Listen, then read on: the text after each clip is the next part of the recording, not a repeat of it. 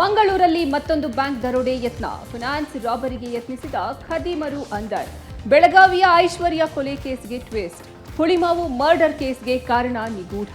Society ಎಲೆಕ್ಷನ್ನಲ್ಲೂ ರಾಜಕೀಯ ಕೆಸರೆರಚಾಟ. JDS Congress ವೈರತ್ವಕ್ಕೆ ಯುವಕನಿಗೆ ಹಲ್ಲೆ. ಮೊಟ್ಟೆ ಖರೀದಿಯಲ್ಲೂ ಭಾರೀ ಗೋಲ್ಮಾಲ್. ರಾಯಚೂರಿನಲ್ಲಿ ನಾಯಿ ದಾಳಿಗೆ ಬಾಲಕ ಬಲಿ. ಎಲ್ಲವನ್ನ ನೋಡ್ತಾ ಹೋಗೋಣ ಕರ್ನಾಟಕ ಟಾಪ್ 20ಯಲ್ಲಿ.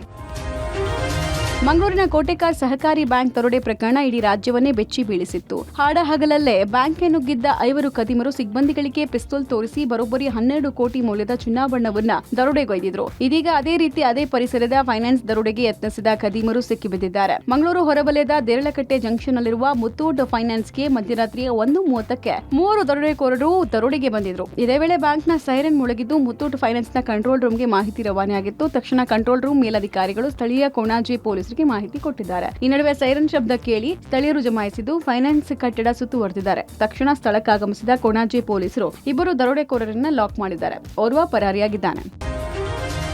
ಬೆಂಗಳೂರನ್ನೇ ಬೆಚ್ಚಿ ಬೀಳಿಸಿದ ಗೌರಿ ಮರ್ಡರ್ ಕೇಸ್ಗೆ ಟ್ವಿಸ್ಟ್ ಮೇಲೆ ಟ್ವಿಸ್ಟ್ ಸಿಗ್ತಿದೆ. ಪತಿ ರಾಕೇಶ್ ಪತ್ನಿ ಗೌರಿಯನ್ನ ಕೊಲ್ಲಲು ಕಾರಣವೇನು ಅನ್ನೋದು ಇನ್ನೂ ಕೂಡ ನಿಗೂಢವಾಗಿಯೇ ಇದೆ. ಕೊಲೆಯ ಬಳಿಕ ಎಸ್ಕೇಪ್ ಆಗಿದ್ದ ರಾಕೇಶ್ ಕರ್ನಾಟಕ ಮಹಾರಾಷ್ಟ್ರದ ಬಾರ್ಡರ್ನಲ್ಲಿ ವಿಷವನ್ನ ಖರೀದಿಸಿ ಶಿರ್ವಾಲಾಗೆ ಹೋಗುವ ದಾರಿಯಲ್ಲಿ ವಿಷವನ್ನ ಸೇವಿಸಿದ ನಂತರ ಆತನ ಆರೋಗ್ಯದಲ್ಲಿ ಏರುಪೇರು ಕಂಡುಬಂದಿತ್ತು. ಇದೇ ವೇಳೆ ಓರ್ವ ಬೈಕ್ ಸವಾರನ ಬಳಿ ತನ್ನ ಕಥೆಯನ್ನ ಹೇಳ್ಕೊಂಡಿದ್ದ. ಬಳಿಕ ಅದೇ ಬೈಕ್ ಸವಾರ ರಾಕೇಶ್ನನ್ನ ಆಸ್ಪತ್ರೆಗೆ ಸೇರಿಸಿ ಪೊಲೀಸರಿಗೆ ಮಾಹಿತಿ ಕೊಟ್ಟಿದ್ದ. ವಿಷಯವನ್ನ ತಿಳಿದಂತಹ ಹುಳಿಮಾವು ಪೊಲೀಸರು ಆಸ್ಪತ್ರೆಗೆ ತೆರಳಿ ರಾಕೇಶ್ನನ್ನ ಕರೆತಂದು ನಿನ್ನೆ ರಾತ್ರಿಯೇ ಜಡ್ಜ್ ಮುಂದೆ ಹಾಜರುಪಡಿಸಿದ್ರು. ಇದೀಗ ಆರೋಪಿ ರಾಕೇಶ್ನನ್ನ 14 ದಿನ ನ್ಯಾಯಾಂಗ ಬಂಧನಕ್ಕೆ ಕೊಡಲಾಗಿದೆ. ಈ ಬಗ್ಗೆ ಪ್ರತಿಕ್ರಿಯೆ ಕೊಟ್ಟಿರುವ ಆರೋಪಿ ರಾಕೇಶ್ ತಂದೆ ರಾಜೇಂದ್ರ, ರಾಕೇಶ್ ಗೌರಿ ಮದುವೆಗೆ ನಮ್ಮ ಕುಟುಂಬದ ಒಪ್ಪಿಗೆ ಇರಲಿಲ್ಲ. 2 ವರ್ಷದ ಹಿಂದೆ ವಿರೋಧದ ನಡುವೆಯೂ ಕೂಡ ಮದುವೆ ಆಗಿದ್ರು. ರಾಕೇಶ್ ಕೊಲೆ ಮಾಡಿದ್ದೀನಿ ಅಂತ ನನಗೆ ಕರೆ ಮಾಡಿ ಹೇಳಿದ್ದ. ಅಲ್ಲದೆ ತಾನೂ ಕೂಡ ಆತ್ಮಹತ್ಯೆ ಮಾಡ್ಕೊಳ್ತೀನಿ ಅಂತ ಹೇಳಿದ್ದ. ನಿನ್ನ ನಿರ್ಧಾರ ತುಂಬಾ ಕಠಿಣವಾಗಿದೆ ಅಂತ ನಾನು ಹೇಳಿದ್ದೆ ಅಂತ ಹೇಳಿದ್ದಾರೆ. ಮಂಡ್ಯದ ನಾಗಮಂಗಲದಲ್ಲಿ ಸೊಸೈಟಿ ಚುನಾವಣೆಯಲ್ಲೂ ರಾಜಕೀಯ ಕೆಸರೆರಚಾಟ ಜೋರಾಗಿದೆ. ಜೆಡಿಎಸ್ ಕಾಂಗ್ರೆಸ್ ವೈರತ್ವಕ್ಕೆ ಯುವಕನ ಮೇಲೆ ಮಾರಣಾಂತಿಕ ಹಲ್ಲೆ ನಡೆಸಲಾಗಿದೆ. ಕೆಲ ದಿನಗಳ ಹಿಂದೆ ನಾಗಮಂಗಲ ತಾಲೂಕಿನ ಮುದ್ದಿನಹಟ್ಟಿ ಕೃಷಿ ಪತ್ತಿನ ಸಹಕಾರ ಸಂಘದ ಎಲೆಕ್ಷನ್ನಲ್ಲಿ ಚೋಳನಹಳ್ಳಿ ಗ್ರಾಮದ ವಿಕಾಸ್ ಕಾಂಗ್ರೆಸ್ ಪರವಾಗಿ ಮತ ಚಲಾವಣೆ ಮಾಡಿದ್ದ. ಇದರಿಂದ ಕುಪಿತಗೊಂಡಂತಹ ಗ್ರಾಮದ ಮಾಜಿ ಗ್ರಾಮ ಪಂಚಾಯತ್ ಅಧ್ಯಕ್ಷ ಪ್ರಶಾಂತ್ ಗೌಡ ಅಂಡ್ ಗ್ಯಾಂಗ್ ವಿಕಾಸ್ ಹಾಗೂ ಸಹೋದರ ರಘು ಎಂಬುವರ ಮೇಲೆ ಹಲ್ಲೆ ನಡೆಸಿದ್ರು. ಈ ಸಂಬಂಧ ದೂರನ್ನು ಕೊಟ್ಟಿದ್ರು. ಇದರಿಂದ ಮತ್ತೆ ಕೋಪಗೊಂಡಂತಹ ವಿಕಾಸ್ ಹಾಗೂ ಆಕೆಯ ತಂಗಿ ನೇತ್ರಾವತಿ ಮೇಲೆ ಕಲ್ಲಿನಿಂದ ಹಲ್ಲೆ ನಡೆಸಿದ್ದಾರೆ. ಇದರಿಂದಾಗಿ ನೇತ್ರಾವತಿಗೆ ಗಂಭೀರವಾಗಿ ಗಾಯವಾಗಿದೆ. ಇನ್ನು ಹಲ್ಲೆ ಮಾಡಿ ದೂರು ಕೊಟ್ಟಂತಹ ನಂತರ ವಿಕಾಸ್ ಕುಟುಂಬಕ್ಕೆ ಮಾಜಿ ಗ್ರಾಮ ಪಂಚಾಯಿತಿ ಅಧ್ಯಕ್ಷ ಪ್ರಶಾಂತ್ ಗೌಡ ಯಾರು ಏನು ಮಾಡೋದಕ್ಕೆ ಸಾಧ್ಯ ಇಲ್ಲ ಅಂತೇಳಿ ಬೆದರಿಕೆ ಹಾಕಿದ್ದಾನೆ. ಇದೀಗ ವಿಕಾಸ್ ಕುಟುಂಬಸ್ಥರು ಕೇವಲ FIR ಮಾಡಿದ್ರೆ ಸಾಲದು, ಆರೋಪಿಗಳನ್ನು ಬಂಧಿಸಿ ಅಂತ ಹೇಳಿ ಒತ್ತಾಯಿಸಿದ್ದಾರೆ. ಮೊನ್ನೆ ನಡೆದ ಸೊಸೈಟಿ ಎಲೆಕ್ಷನಲ್ಲಿ ನನ್ನ ತಮ್ಮ ಕಾಂಗ್ರೆಸ್ ಪರವಾಗಿ ಎಲೆಕ್ಷನ್ ಮಾಡ್ದ ಅಂತ ಈ JDS ಮಾಜಿ ಗ್ರಾಮ ಪಂಚಾಯತಿ ಅಧ್ಯಕ್ಷ ಪ್ರಶಾಂತ್ ಗೌಡ ಅನ್ನೋನು ಮತ್ತು ಅವ್ರ ತಮ್ಮ ಮತ್ತು ಅವ್ರ ಸ್ನೇಹಿತರು ನಮ್ಮೂರವರೇ ಒಂದು 5 ಜನ ನಾವು ಹೋಗ್ತಿದ್ದವ್ರನ್ನ 2 ವೀಲರಲ್ಲಿ ಅಟ್ಯಾಕ್ ಮಾಡಿ ಹೊಡೆದು ಊರಿಂದ ಆಚೆ ನಮ್ಮನ್ನ ಜೀವ ಬೆದರಿಕೆ ಹಾಕಿ ಕಳಿಸಿದ್ರು. ಆಮೇಲೆ ನಾವೆಲ್ಲ ಸ್ಟೇಷನ್ಗೆ ಹೋದ್ಮೇಲೆ ನನ್ನ ತಂಗಿ ಮೇಲೆ ಅಟ್ಯಾಕ್ ಮಾಡಿದ್ರು. ರಾಯಚೂರಿನಲ್ಲೊಂದು ಅಧಿಕಾರಿಗಳ ಕಮಿಷನ್ ದಂಧೆ ಬಯಲಾಗಿದೆ. ಅಂಗನವಾಡಿ ಮಕ್ಕಳಿಗೆ ಪೌಷ್ಟಿಕತೆಯನ್ನು ಹೆಚ್ಚಿಸಲು ನೀಡುವ ಮೊಟ್ಟೆಯಲ್ಲಿ ಅಧಿಕಾರಿಗಳು ಕಮಿಷನ್ ದಂಧೆ ನಡೆಸಿರುವುದು ಬಹಿರಂಗವಾಗಿದೆ. ಮಾಜಿ ಸಚಿವ ಕೆ ಶಿವನಗೌಡ ನಾಯಕ್ ಸಹೋದರಿಯಾಗಿರುವ ಕಮಲಾಕ್ಷಿ ಹಣ ವಸೂಲಿಯ ವಿಡಿಯೋ ಈಗ ಎಲ್ಲೆಡೆ ವೈರಲ್ ಆಗಿದೆ. ಅಂಗನವಾಡಿ ಮಕ್ಕಳಿಗಾಗಿ ಬರುವ ಮೊಟ್ಟೆಯ ಹಣದಲ್ಲಿ ಅಂಗನವಾಡಿ ಕಾರ್ಯಕರ್ತೆಯರು 50% ಮಾಮೂಲಿ ಇವರಿಗೆ ನೀಡಬೇಕಂತೆ. ಕೊಡದಿದ್ರೆ ಆಯ್ತು ನೋಡ್ಕೊಳ್ತೇವೆ ಅಂತೇಳಿ ಬೆದರಿಕೆ ಹಾಕ್ತಾರೆ. ನಿಯಮದಂತೆ ಬಾಲ ವಿಕಾಸ ಸಮಿತಿಗೆ ಹಣ ಪಾವತಿಸಿದ ನಂತರ ಮೊಟ್ಟೆ ಖರೀದಿ ಆಗಬೇಕು. ಆದರೆ ಅಧಿಕಾರಿಗಳು ನೇರವಾಗಿ ಕಾರ್ಯಕರ್ತೆಯರ ಅಕೌಂಟ್ಗೆ ಹಣವನ್ನು ಜಮೆ ಮಾಡ್ತಾ ಇದ್ದು ಆ ಹಣದಲ್ಲಿ ಪರ್ಸೆಂಟೇಜ್ ಅನ್ನು ಕೊಡಬೇಕಿದೆ. ಹೀಗಾಗಿ ಭ್ರಷ್ಟಾಚಾರದಲ್ಲಿ ಇಲಾಖೆಯ ಹಿರಿಯ ಅಧಿಕಾರಿಗಳ ಪಾತ್ರ ಕೂಡ ಇದೆ ಅಂತ ಹೇಳಿ ಆರೋಪಿಸಲಾಗಿದೆ. ಇದಕ್ಕೆ ಮಹಿಳಾ ಮತ್ತು ಮಕ್ಕಳ ಕಲ್ಯಾಣ ಇಲಾಖೆಯ ಅಧಿಕಾರಿಗಳು ಪ್ರತಿಕ್ರಿಯಿಸಿದ್ದು ಕೂಡಲೇ ನೋಟಿಸ್ ಅನ್ನು ಜಾರಿ ಮಾಡ್ತೇವೆ, ತಪ್ಪು ಮಾಡಿದರೆ ಶಿಸ್ತು ಕ್ರಮವನ್ನು ತೆಗೆದುಕೊಳ್ತೇವೆ ಅಂತ ಹೇಳಿದ್ದಾರೆ.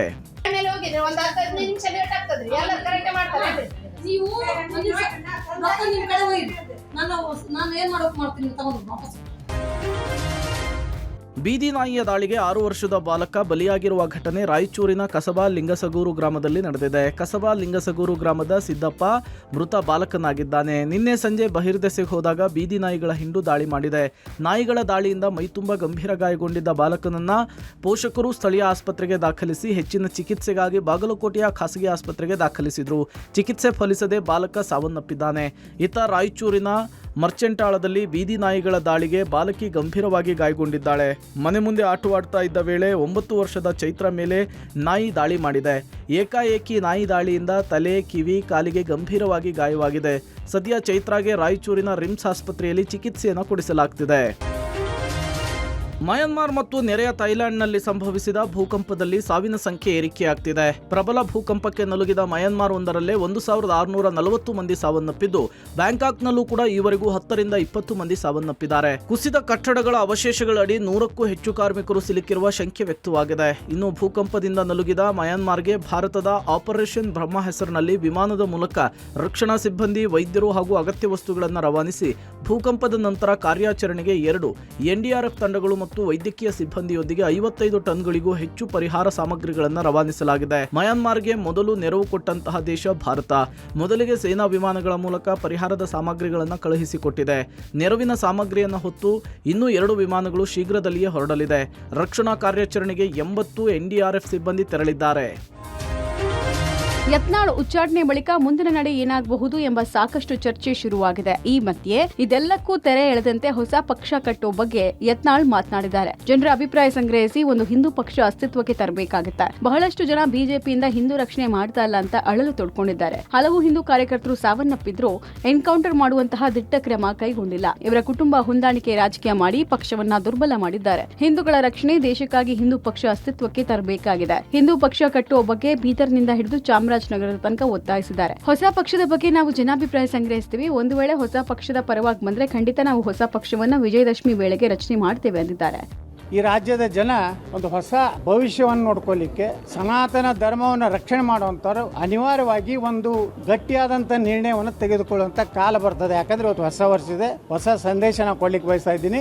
ನೀವು ಇದೇ ಯಡಿಯೂರಪ್ಪ ಕುಟುಂಬವನ್ನು ಏನಾದರೂ ನೇತೃತ್ವ ಕೊಟ್ಟರೆ ಭಾರತೀಯ ಜನತಾ ಪಾರ್ಟಿ ಹೀನಾಯವಾಗಿ ಕರ್ನಾಟಕದಲ್ಲಿ ಸೋಲ್ತಾರೆ. ನಾವು ಸರ್ವೆ ಮಾಡ್ತೀವಿ, ಎಲ್ಲರೂ ಒಪಿನಿಯನ್ ಸ್ಟಾರ್ಟ್ ಮಾಡ್ತೀವಿ ಇನ್ಮೇಲೆ.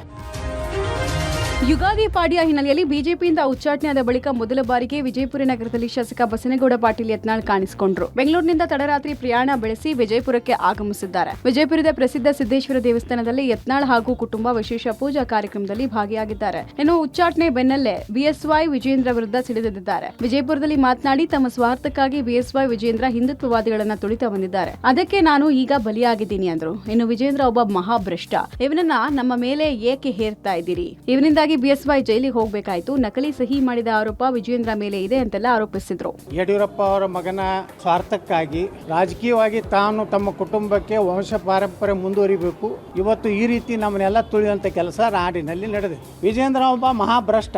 ಇವನ ಕಾಲಾಗನೇ ಮುಂದೆ ಯಡಿಯೂರಪ್ಪ ಜೈಲಿಗೆ ಹೋಗಿದ್ದು. ನಕಲಿ ಸಹಿ ಮಾಡಿದಂತ ಆರೋಪ ಇದೆ. PSI ಹಗರಣದಲ್ಲಿ ಹೆಸರಿದೆ.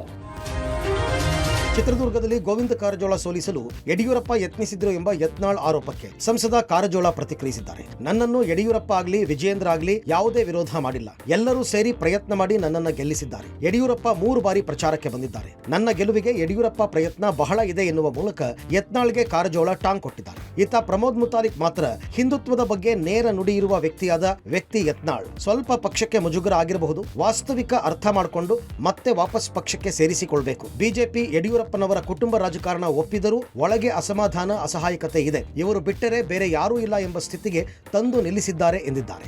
ಎಲ್ಲರೂ ಸೇರಿ ಪ್ರಾಮಾಣಿಕವಾಗಿ ಪ್ರಯತ್ನ ಮಾಡಿ ನನ್ನನ್ನು ಗೆಲ್ಲಿಸಿದ್ದಾರೆ. ಯಡಿಯೂರಪ್ಪನವರು 3 ಬಾರಿ ಬಂದು ಲೋಕಸಭಾ ಕ್ಷೇತ್ರದಲ್ಲಿ ಪ್ರಚಾರ ಮಾಡಿ ನನ್ನ ಗೆಲ್ಲಿಸಲಿಕ್ಕೆ ಅವ್ರ ಕೊಡುಗೆ ಬಹಳಷ್ಟು ಅದ.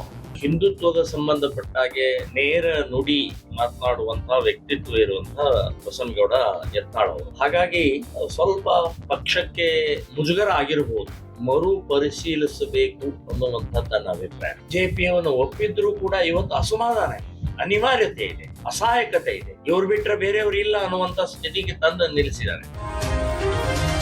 ಯತ್ನಾಳ್ ಉಚ್ಚಾಟನೆ ಬೆನ್ನಲ್ಲೇ ರಾಜ್ಯ ಬಿಜೆಪಿಯಲ್ಲಿ ಸಾಕಷ್ಟು ಗೊಂದಲಗಳು ಸೃಷ್ಟಿಯಾಗಿವೆ. ಈ ಮಧ್ಯೆ ರಾಜ್ಯ ಬಿಜೆಪಿ ವಿದ್ಯಮಾನಗಳ ಬಗ್ಗೆ ಹೈಕಮಾಂಡ್ಗೆ ಡಬಲ್ ರಿಪೋರ್ಟ್ ರವಾನೆಯಾಗಿದೆ. ಯತ್ನಾಳ್ ಮೀಟಿಂಗ್ ಹಾಗೂ ಉಚ್ಚಾಟನೆ ಇಂಪ್ಯಾಕ್ಟ್ ಬಗ್ಗೆ ವರದಿ ಪಡೆದಿದೆ. ಸಿದ್ದೇಶ್ವರ್ ನಿವಾಸದಲ್ಲಿ ನಡೆದ ಸಭೆಯ ಪಿನ್ ಟು ಪಿನ್ ರಿಪೋರ್ಟ್. ಸಭೆಯಲ್ಲಿ ಏನೆಲ್ಲ ಚರ್ಚೆ ಆಯಿತು, ಯಾರೆಲ್ಲ ಭಾಗವಹಿಸಿದ್ರು ಅನ್ನುವ ಬಗ್ಗೆ ವರದಿಯಲ್ಲಿ ಸಂಪೂರ್ಣ ಮಾಹಿತಿ ಒದಗಿಸಲಾಗಿದೆ. ಇನ್ನು ಯತ್ನಾಳ್ ಉಚ್ಚಾಟನೆ ಇಂಪ್ಯಾಕ್ಟ್ ಕುರಿತು ಮತ್ತೊಂದು ರಿಪೋರ್ಟ್ ಕೂಡ ರವಾನೆಯಾಗಿದ್ದು, ಉಚ್ಚಾಟನೆ ವಿರೋಧಿಸಿ ನಡೆದ ಪ್ರತಿಭಟನೆ, ಪಂಚಮಸಾಲಿ ಶ್ರೀ ಎಂಟ್ರಿ, ಆಪ್ತರ ರಾಜೀನಾಮೆ ವಿಚಾರಗಳು ವರದಿಯಲ್ಲಿ ಉಲ್ಲೇಖಿಸಲಾಗಿದೆ.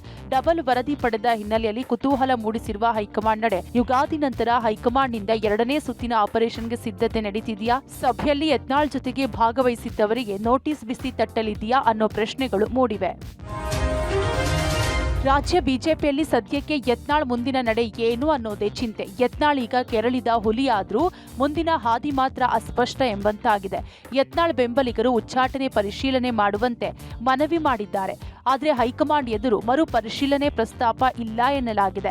ಸದ್ಯ ಯತ್ನಾಳ್ ಸ್ವಲ್ಪ ಕಾಲ ಕಾದು ನೋಡುವ ತಂತ್ರಕ್ಕೆ ಮೊರೆ ಹೋಗಲಿದ್ದಾರೆ. ತಮ್ಮ ತಂಡದ ಸದಸ್ಯರಿಂದ ಉಚ್ಚಾಟನೆ ವಾಪಸ್ಗೆ ಪ್ರಯತ್ನಗಳು ನಡೆಯುತ್ತಿವೆ.